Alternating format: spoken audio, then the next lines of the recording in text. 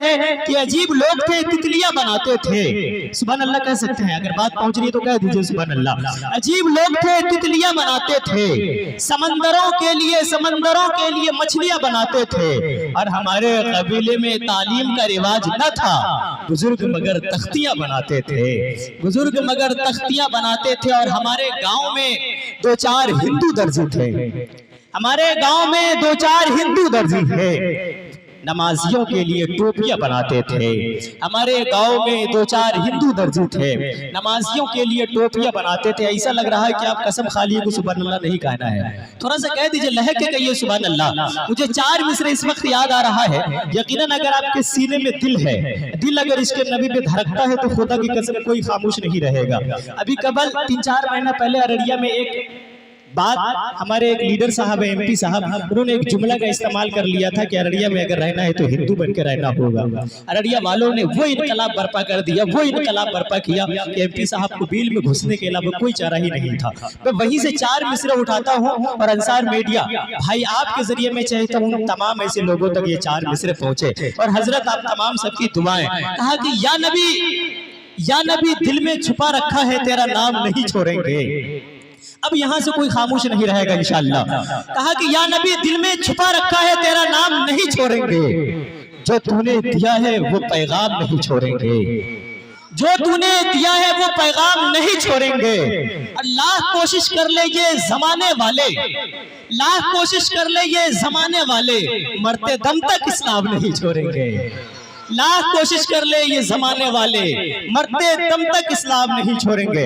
ماشاءاللہ آپ کی زندہ دلی کا کو سلام۔ آئیے حضرت گرامی، آئیے میں چاہتا ہوں اس خوبصورت سا شعر کے بعد اب وہ خوبصورت مقرر تک میں پہنچنے کی کوشش کر رہا ہوں۔ یقیناً وہ مقرر جن کی جوشیلی تقریر سننے کے بعد ایک الگ سی کیفیت آپ پہ طاری ہو جائیں گے، وہ مقرر سے آپ کی ملاقات کروانے جا رہا ہوں جن کی تقریر میں فصاحت و بلاغت کی فراوانی ہے، جن کی تقریر میں عشق و محبت کی جوانی ہے۔ اللہ اللہ اللہ، وہ مقرر اگر میں کہوں جن کی تقریر میں شیر کی دہار پائی جاتی ہے، آئیے چیتے کی پکار پائی جاتی ہے، آئیے یہ ہنر دیکھتے ہیں، وہ باکمال مقرر سے ملاقات کرتے ہیں، اور اتمن گزارش کرتے ہیں حضرت مولانا مفتی سمید اظہر رحمانی صاحب سے کہ آپ ڈائز پہ تشریف لائیں، اپنے خوبصورت سے تقریر سے ہم سامعین کو نوازیں۔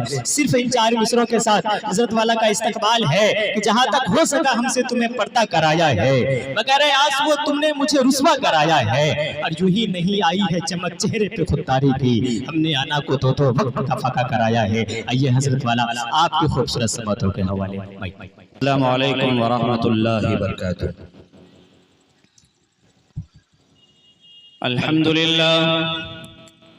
الحمدللہ نحمده ونستعینه ونستغفره ونؤمن به ونتوکل علیہ ونعوذ باللہ من شرور انفسنا ومن سیئات اعمالنا، من يهده الله فلا مضل له ومن يضلله فلا هادي له، ونشهد أن لا إله إلا الله وحده لا شريك له، ونشهد أن سيدنا وشفيعنا ومولانا محمدا عبده ورسوله، أما بعد فأعوذ بالله من الشيطان الرجيم، بسم الله الرحمن الرحيم، واتقوا الله الذي تساءلون به والأرحام، صدق الله المولانا العظيم، وقال النبي صلى الله عليه وسلم، ما أسفل من الكعبين من الإزار في النار، أو كما قال عليه الصلاة والسلام۔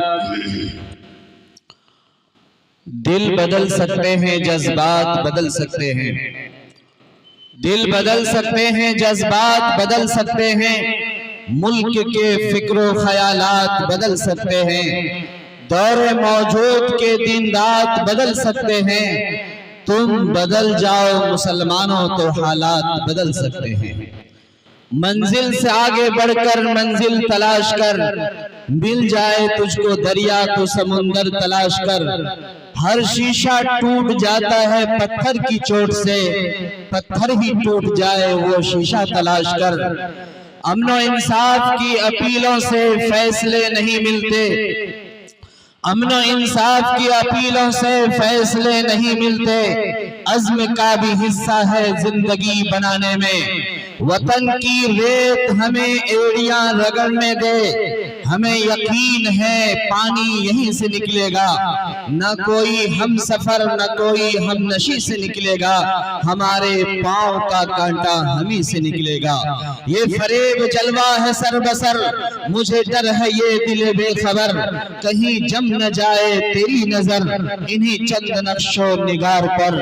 بیل سنڈی کے دھڑکتے ہوئے دل کے ساتھ تشریف لائے ہوئے معزز مہمانان کرام اور بڑے بڑے باوقار علماء اعظام، خصوصاً اس پروگرام کے روح روا حضرت مولانا ضیاء اللہ ضیاء صاحب، جو ہر فن کے ماہر مقرر ہے اور جید عالم دین ہے، اور یہاں بڑے بڑے ذمہ دار حضرات موجود ہیں، اور جتنے بھی لوگ باہر سے آ رہے ہیں جو روڈ پر اور میلوں ٹھیلوں میں گھوم رہے ہیں، ان سے بھی میری گزارش ہے کہ آپ جلد سے جلد آگے تشریف لے آئیں اور اپنی جگہ لے کر کے بیٹھ جائیں، کیونکہ یہ پروگرام کی آخری کڑی چل رہی ہے اور اس کے بعد حضرت تشریف لانے ہی والے ہیں، پھر دعا ہوگی، آپ کو بیٹھنے کی جگہ نہیں مل پائے گی۔ جو حضرات روڈ پر ہیں وہ آ جائیں، مجلس میں آ کر کے بیٹھیں۔ یہ دین کی مجلس کی توہین ہے کہ قرآن و حدیث کی بات آپ کے سامنے ہو رہی ہو اور آپ گاڑیوں پر بیٹھے ہو، سڑکوں پر کھڑے ہو اور میلہ میں گھوم رہے ہو۔ وہ کام آپ کا پروگرام کے بعد بھی ہو سکتا ہے، اس لیے آپ حضرات برائے مہربانی اس مجلس میں شریک ہو جائیں۔ برادران اسلام، حضرت یوسف علی نبینا علیہ السلام چھوٹے تھے، انہوں نے خواب دیکھا، انی احد عشر کوکبا والشمس والقمر رأیتهم لی ساجدین، کہ میں نے خواب دیکھا ہے کہ 11 ستارے، ایک چاند اور ایک سورج میرا سجدہ کر رہا ہے۔ انہوں نے اپنے والد محترم سے بتایا کہ 11 ستارے، ایک چاند، ایک سورج میرا سجدہ کر رہا ہے، میں نے خواب میں دیکھا۔ تو والد صاحب نے بتایا کہ اس خواب کو اپنے بھائیوں سے عرض مت کیجئے گا، وہ آپ کا دشمن ہو جائے گا، آپ کے لیے برا چاہے گا۔ بچوں کو جس چیز سے منع کیا جاتا ہے بچہ اس میں زیادہ دلچسپی لیتا ہے۔ مثلا بجلی کا تار کہیں جڑا ہوا ہو اور آپ بچہ کو کہیے یہاں تم کو نہیں آنا، مار کے بھگا کے لے جائیے، تو وہ اس کو جلدی چھونے کے لیے جائے گا کہ اس میں کیا ہے، چھونے سے کیا ہوتا ہے۔ تو ایسے ہی یوسف علیہ السلام بھی اپنے بھائیوں کو بتا دیا، تو بھائی آپس میں مشورہ کر کر کے یہ سراغ لگانے لگے کہ کب یوسف کو دنیا سے ہم ہٹا دیں۔ کسی طرح سے وہ لوگ مشورہ کیے کہ ایک نے کہا کہ چلو اس کو کنواں میں ڈال دیتے، ایک نے کہا اس کو قتل کر دیتے۔ بہرحال طے یہ ہوا کہ ابا کو بہلا پھسلا کر کے لے کے جائیں گے اور بھائی کو کھیلنے اور پکنک منانے کے اشارے کہہ کر کے جائیں گے کہ چلو بھائی کو ہم لے کے جانے کھیلنے کے لیے۔ جب وہ لے کر کے گئے تو انہوں نے اپنے بھائی یوسف علیہ السلام کو کنواں میں ڈال دیا، اور یہ لوگ عشاء کے وقت روتے دھوتے ہوئے آیا، ان کا جو کپڑا تھا جسم کے اوپر، اس میں بکری کو ذبح کر کے خون میں لت پت کر دیا، اور پھر وہ کپڑا لے کر کے آئے اور کہا کہ دیکھیے ہم لوگ کھیلنے کودنے میں لگ گئے تھے اور بھیڑیا آ کر کے یوسف علیہ السلام کو چیر پھاڑ دیا اور ان کو کھا گیا۔ تو بہرحال چونکہ والد بھی پیغمبر ہے اور بیٹا یوسف علیہ السلام بھی پیغمبر بننے والے ہیں، تو انہوں نے کہا کہ مجھے لگتا ہے کہ یہ جھوٹ کا خون ہے، یہ اصل خون نہیں ہے، کیونکہ جب بھیڑیا چیرے گا پھاڑے گا تو کپڑا کہیں سے پھٹا ہوا ہوگا، اور وہ خون میں لت پت کر کے کپڑا کو لایا تھا، اور وہ سمجھ گئے تھے کہ یہ کوئی سمجھدار بھیڑیا ہے، یعنی ان کا خود بھائی ہے جنہوں نے یہ کارنامہ کیا ہے۔ تو انہوں نے کہا فصبر جمیل، میں اللہ کے لیے صبر کرتا ہوں، صبر کے علاوہ میرے پاس کوئی راستہ نہیں ہے۔ تو یوسف علی نبینا علیہ السلام کو کنواں میں ان کے اپنے خاص بھائی نے ڈالا تھا، اور جب راہگیر گزر رہے تھے یوسف علیہ السلام کو کنواں سے نکالا، تو اس یوسف علیہ السلام کو بیچنے کے لیے ان کا بھائی خود چھوٹے سکے میں کھوٹے سکہ میں ان کو بیچ دیا، اور بیچ کر کے مصر کے بازار میں یوسف علیہ السلام کی سودا بازی ہوئی، ان کو خرید و فروخت کیا گیا۔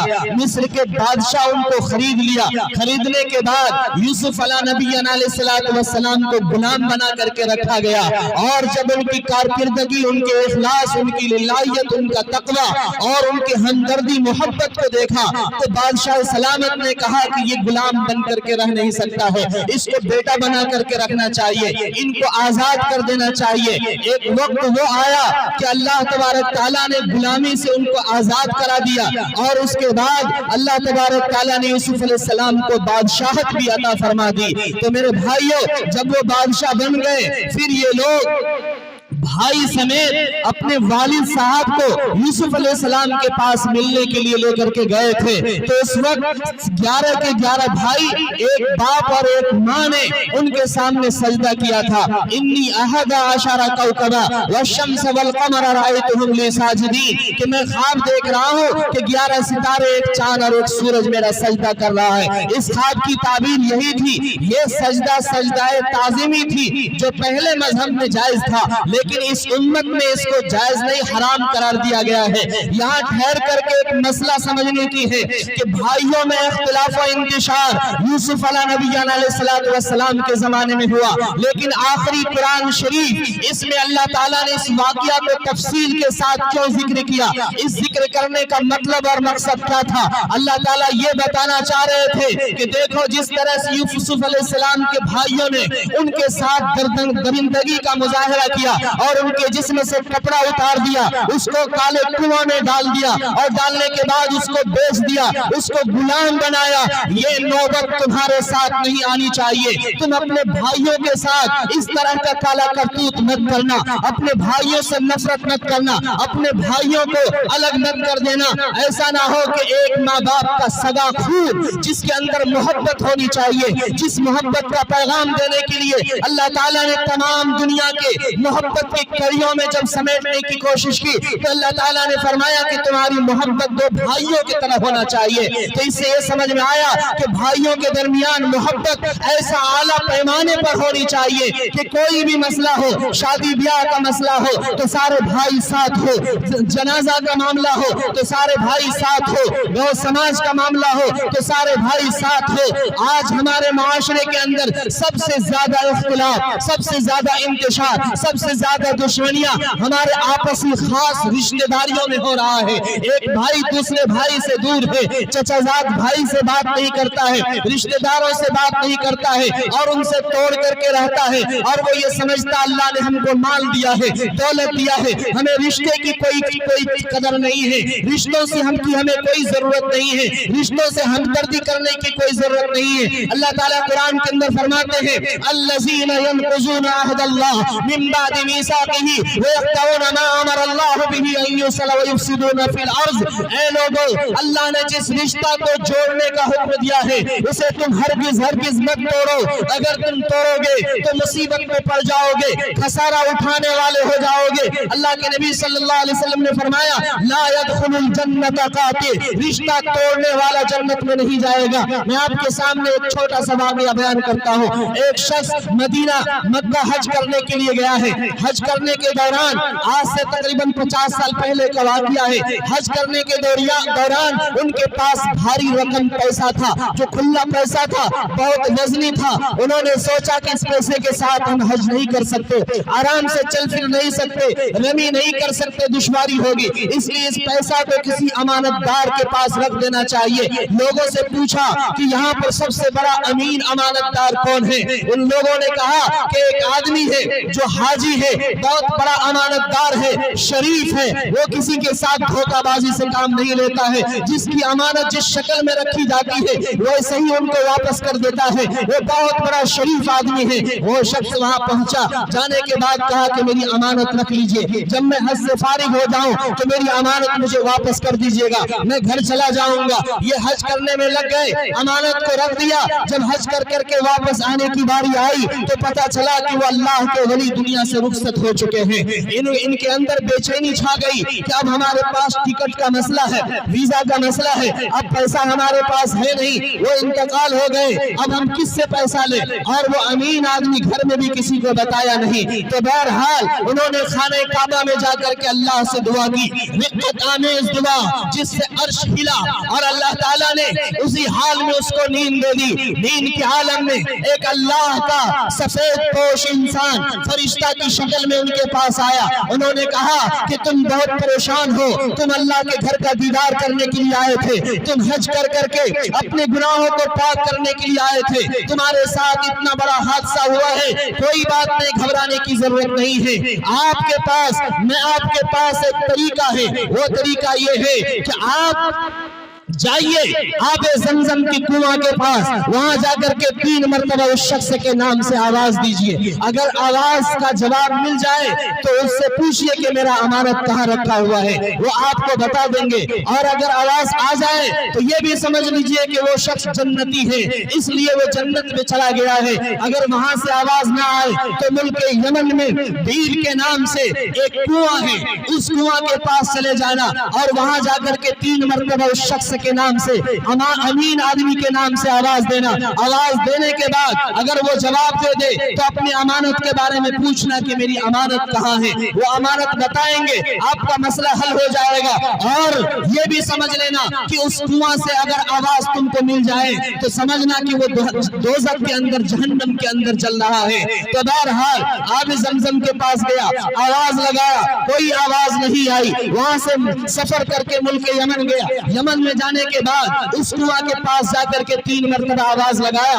आवाज लगाने के बाद उन्होंने कहा लब्बैक, बताओ क्या अर्ज है, तुम्हारा नाम क्या? उन्होंने कहा मेरा नाम फला है, मैंने आपके पास हज के मौका से अमानत रखी थी, वो अमानत मेरा कहाँ है? कहा कि सुनो, घर के अंदर बाएं साइड से एक हुजरा है, उसमें अलमारी है, अलमारी में तुम्हारी अमानत जिस तरह से दिया था वैसे ही रखा हुआ है, जाकर के मेरे घर वालों से मिलकर अमानत उनसे ले लेना और उनको कहना कि मेरी अमानत वहां रखी हुई है। वो जाते जाते कहते हैं भाई साहब एक मसला और रह गया, जरा बताइए कि आप जहन्नम की आग में क्यों जल रहे हैं? आप इतने बड़े अमीन, आप इतने बड़े हाजी, इतना बड़ा दीनदार, इतना बड़ा अमानतदार, फिर आप जहन्नम की आग में क्यों जल रहे हैं? उन्होंने कहा कि सुनो, मैं हज किया हूँ, मैं अमानतदार जरूर हूँ, लेकिन चूंकि 6 महीना का अरसा गुजर गया था, मैं अपनी बहन से बात नहीं कर रहा था, अपनी बहन से बात न करने की वजह से, इनसे रिश्ता तोड़ने की वजह से, उनसे नफरत करने की वजह से अल्लाह ताला ने सारे आमाल को देखने के बावजूद हमको जहन्नम की आग में डाल दिया। अल्लाह ताला के नबी सल्लल्लाहु अलैहि वसल्लम फरमाते हैं ला यदखुलुल जन्नत कातिल, रिश्ता तोड़ने वाला जन्नत में दाखिल नहीं होगा। इसलिए मेरे भाइयों, हमारे आमाल पहाड़ के बराबर हो सकते हैं, हमारे आमाल मशरिक और मगरिब के दरमियान फैल सकता है, लेकिन अगर रिश्ता में दरार पड़ गया, चाहे वो ससुराली रिश्ता हो, चाहे वो ददियाली रिश्ता हो, चाहे वो फूफा का रिश्ता हो, चाहे वो खाला का रिश्ता हो, चाहे वो भाई का रिश्ता हो, चाहे वो बहन का रिश्ता हो, इस रिश्ता में दरार नहीं पड़ना चाहिए। आज होता क्या है, माँ बाप के दुनिया से रुखसत हो जाने के बाद भाइयों में जमीन की तकसीम जब होने लगती है तो हर भाई एक दूसरे का दुश्मन बन जाता है। हम दर्द नहीं रहता, प्यार मोहब्बत से फैसला नहीं करता, बल्कि दुश्मनी में एक एक खुदे की जमीन जब बांटने लगता है, थोड़ी सी 19-20 हो जाती है, किसी तरह का कोई मामला हो जाता है तो जिंदगी भर एक भाई दूसरे भाई से बात नहीं करता, जिंदगी भर ये आदमी उनके घर दाखिल नहीं होता। क्यों? इसलिए कि जमीन एक फुट ज्यादा ले लिया था, इसलिए कि उनके साथ प्यार मोहब्बत से मसला हल नहीं हो पाया था। चाहे मसला हल भी हो, अब उसकी बेटी की शादी होगी तो हम उनकी यहाँ नहीं जाएंगे, उनकी यहाँ वलीमा होगा हम उनकी यहाँ नहीं जाएंगे। और बात तो यहाँ तक बढ़ गई है कि जनाजा तैयार है, मैयत रखी हुई है, इसके बावजूद बुलाने के लिए जाता है तो भाई उस मैयत में शरीक नहीं होता है। हजरत ग्रामी, जितने भी नौजवान भाई हैं जो हजरत मुफ्ती अंसार साहब के इस्तकबाल के लिए हैं, बराए करम आप अपने गाड़ी लेकर के चाय की दुकान के पास आ जाए। भाई मेहताब साहब से आप मुलाकात कर लेते हैं। जितने भी इस्तकबाल करने वाले भाई हैं, गाड़ी से जो इस्तकबाल करेंगे हजरत मुफ्ती साहब का, बराए करम आप गाड़ी लेकर के चाय। एक बात तो हमने आपके सामने ये रखी कि रिश्ता की कदर कीजिए, रिश्ता जो भी है اس کے ساتھ محبت، ہمدردی، بھائی چارگی، صلہ رحمی، محبت سے آپ ان کے ساتھ پیش آئیے۔ تو رشتہ کا حق کیا ہے؟ رشتہ کا حق کیا ہے؟ اللہ تعالیٰ قرآن کے اندر فرماتے ہیں وَاتَّقُوا اللَّهَ الَّذِي تَسَاءَلُونَ بِهِ وَالْأَرْحَامَ، اس اللہ سے ڈرو جس اللہ کا واسطہ دے کر تم رشتہ داروں سے اپنا حق وصول کرتے ہو، اس اللہ سے ڈرو۔